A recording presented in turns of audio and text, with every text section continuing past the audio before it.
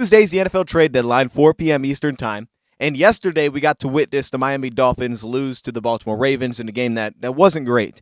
And since that time, they have fired their general manager, which has really opened up the door for all the rumors and the buzz that the Miami Dolphins may now be starting to really look for trade partners. That was kind of held back reportedly before that loss, hoping that there was some optimism that they could string together some wins. And with that not happening and them moving off their GM, that now would be the time they may start selling off some players. So I'm going to address the question, should the Detroit Lions make their move? Is this the time, specifically for Bradley Chubb / Jaelan Phillips? So let's get right into it. MyBookie, use code DOSE when you sign up with MyBookie. And I really just want to talk about these two players specifically because we've mentioned them before, but we haven't really focused on these two guys, and I want to do that today. So let's first start off with Jaelan Phillips. Jaelan Phillips financially on the surface is the much cheaper option long term. This is a just over $13 million contract that you would be acquiring for this season as that team. Now, there could be potential flexibility for a team like the Miami Dolphins to agree to take on potentially some of that salary for this season, maybe making some of that a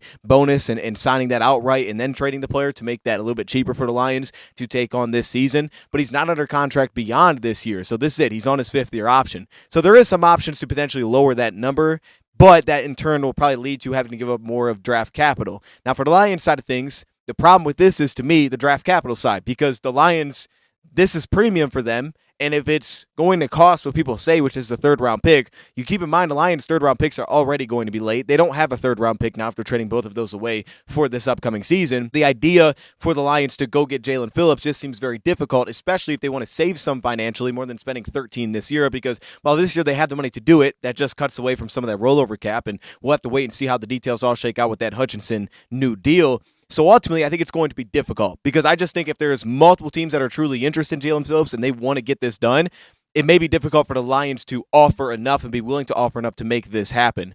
That said, though, there could be some flexibility. Maybe you'd have to look into future picks as well. And if you are going to do this, it's definitely an aggressive move to make your swing. Now, the interesting element about Phillips, too, is that if you trade for him and it goes well, he could be part of the future here because you'd want to extend him beyond this. But again, that's just going to cost a lot of money, right? So you're essentially having him for a rental to do that. And if he plays that well where he earns an extension, even if he was just playing at the same exact level that he's played at so far with Miami, he's probably earning a pretty nice deal this offseason.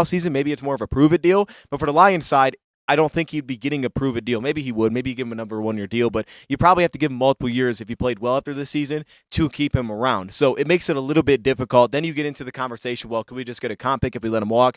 Potentially, the problem with that is, of course, that could be shaken up. Specifically say, hey, he gets injured, right? He goes somewhere else. It's a value signing for them. It's looking like we're going to get a comp pick in return. Then he gets injured, which has been a problem for Phillips, and you get nothing there. So there is some danger with playing that game as well. It's on the table. You can consider it, but there is some danger to that as well.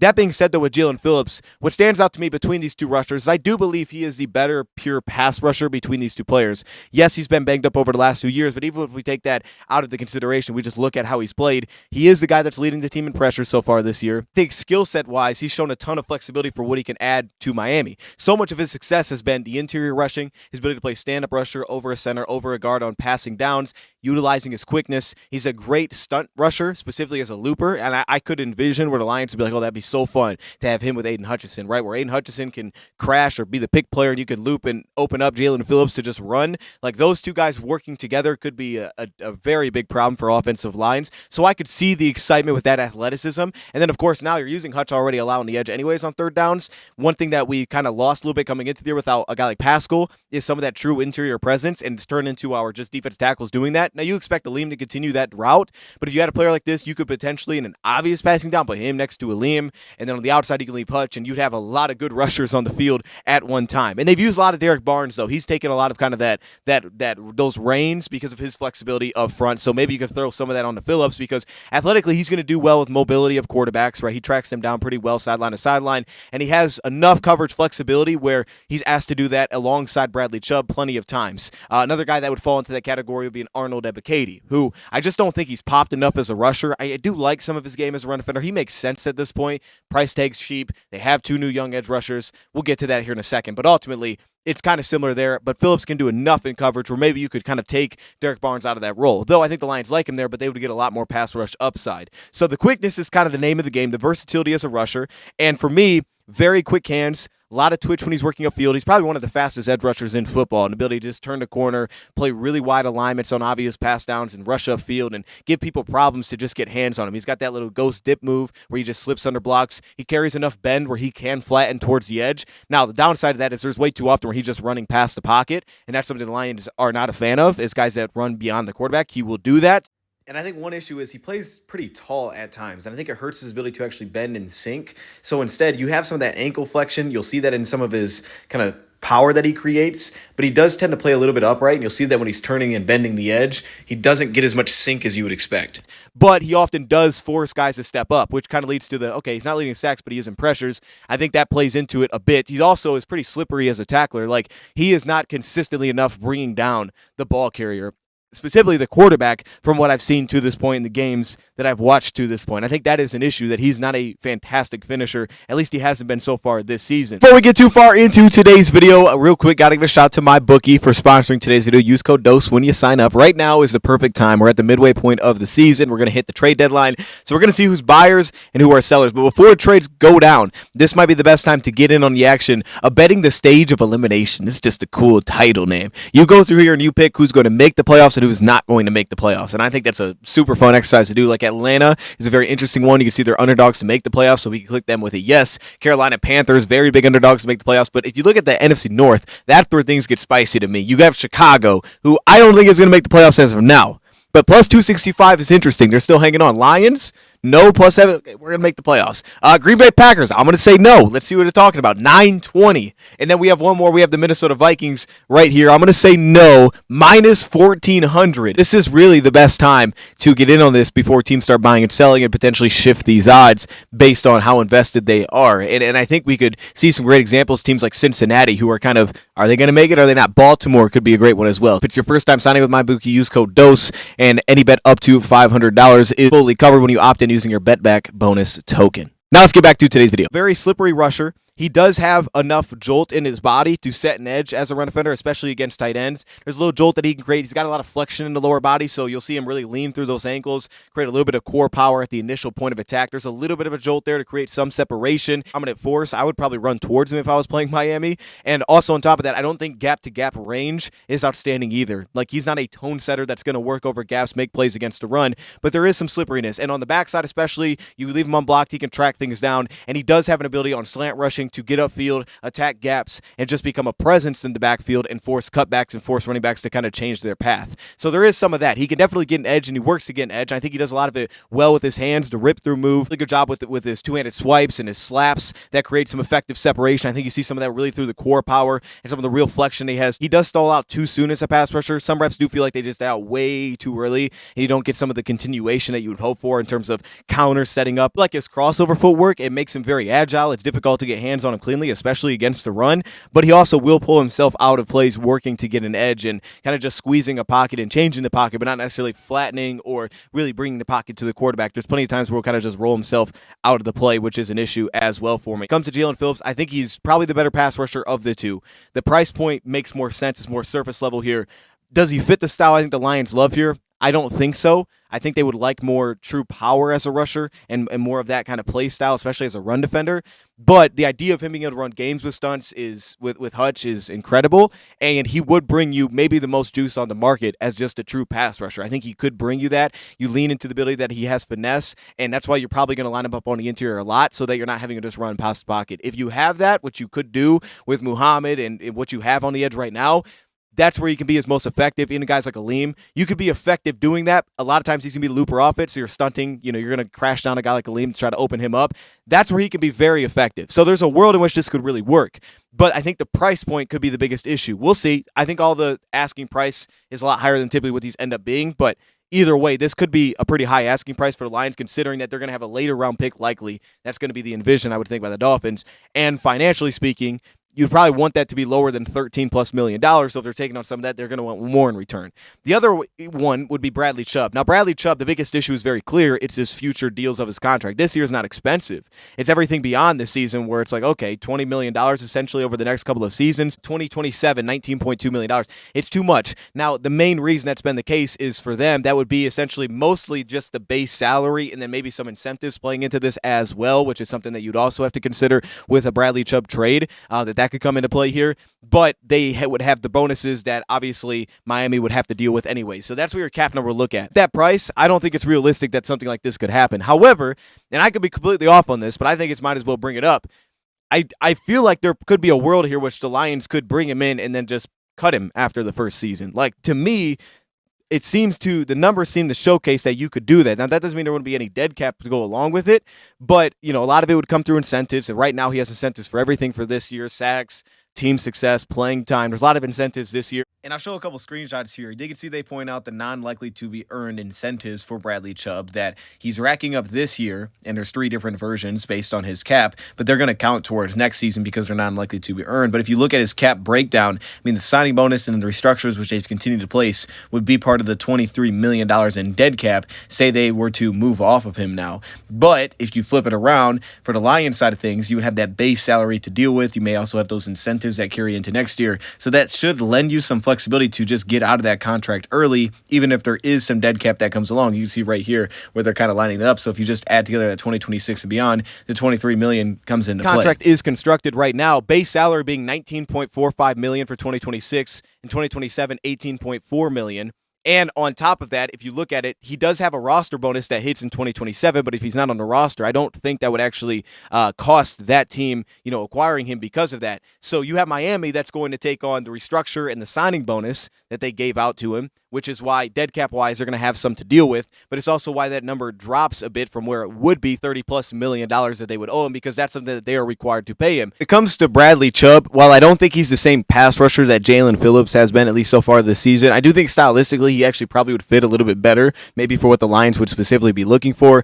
At his age, especially for making that choice, it's a rental for now, but I think he showed more juice early this season. I really wasn't on board with the idea of Bradley Chubb, but I think in recent games he's popped a little bit more, and again, stylistically, that's a huge reason for that. He sets a pretty firm edge on entry against the run specifically. That pops. I think he plays with really good vision to the ball. He shows a little bit of slither as a pass rusher, which I like as well. There's a little flexibility to ways he wins. Again, he's not overwhelming as a power rusher from what I've seen.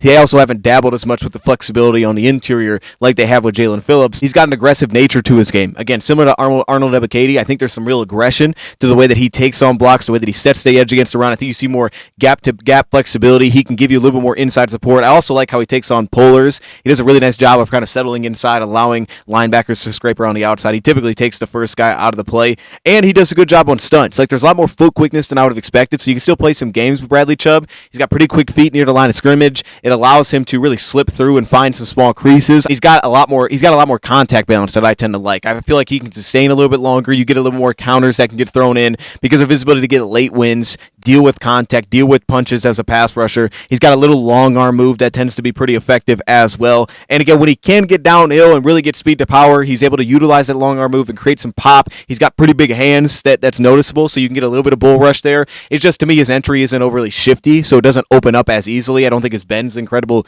either. Less consistent speed to power success initially, where you're getting this jolt backwards. I don't know that what his go-to is of where he would be dominant as a rusher. The biggest issue I have with Bradley Chubb is I don't know that there's a dominant go-to move for his game right now. I think he can line a lot of different spots. I think he can win with late effort wins. He has enough variety to his game to win in a multitude of ways. He's got a multitude of things to get into, inside, outside, through you, and he has a little bit of flexibility for games. He's a little bit better against the run, I would say. I just don't think he has the same kind of go-to juice that a guy like Jaelan Phillips showcases. You see it with Phillips, it pops. I don't think you get that as much with Chubb, but I also don't think he's going to run out of the pocket as often. You get the idea that he's going to get himself back into the play much more often, consistently, than a guy like Phillips would. So, again, if that was the path the Lions could take, I think it's an interesting option. And I think stylistically it may suit the Lions better if that's realistic. And trade compensation-wise, I would think it has to cost a lot less, because if you look at it from the perspective of Miami, taking a guy like Jaelan Phillips, trading him, if they had to eat some of that cap, it wouldn't be that significant. They do have cap space open right now, so they could eat some of that. And obviously for the Bradley Chubb one, that's something that they want to get off of. So I don't think it would cost much to get Jaelan Phillips, to get Bradley Chubb. It just totally depends on, can you get out of that contract for this year? If it doesn't work out like that, I don't think he's even in consideration for the Lions, to be honest with you. Like I said, Arnold Ebiketie was another guy that caught my eye. Just as a side note here, kind of an honorable mention. He's only got 3 pressures this year and 7 stops. It's concerning that he's only got 3 pressures. He's very cheap. He's on the final year of his rookie deal. They have a couple young guys who would make sense.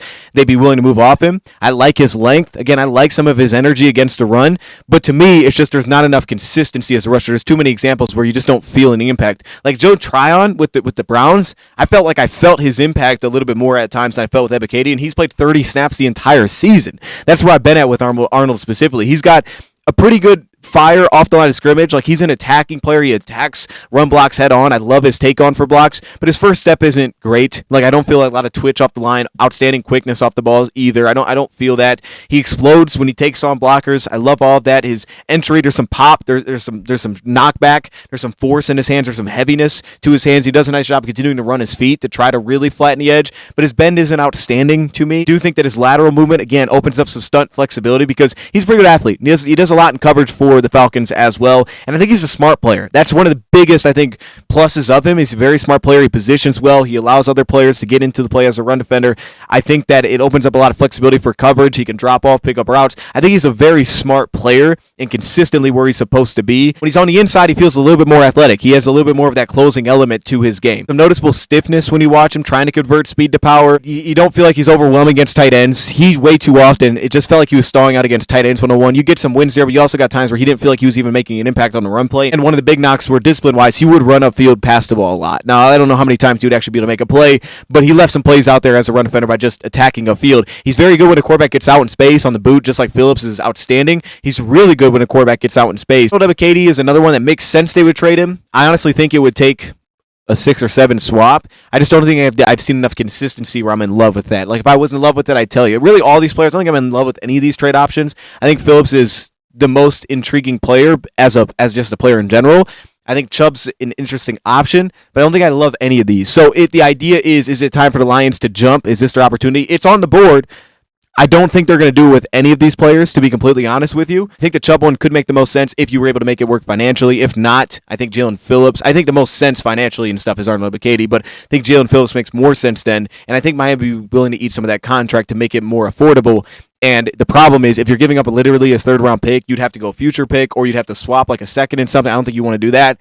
And he's going to be a free agent next year anyway. So I just think for him, it's truly the asking price might just get too high. But some of those I feel like are over-exaggerated. And once the trade actually gets done, it's like, okay, that's nowhere near what he got. He got a 5th round. And if it took that, it'd be crazy. But if it took a 5th, I could see the Lions making that move, especially if Miami was willing to eat some of that cap. I could see the Lions making that move. Then it actually makes sense. But stylistically, I just don't think he's the perfect fit in how the Lions play defensively. I think Ebiketie's closer, and Jermaine Johnson, of course, is very close to how they play. And I would say that even a guy like Bradley Chubb is probably closer to the way that they play and the style that they play. So that being said, let me know your thoughts in the comments below. Shout out to my bookie for sponsoring today's video. Use code DOSE, and I'm out.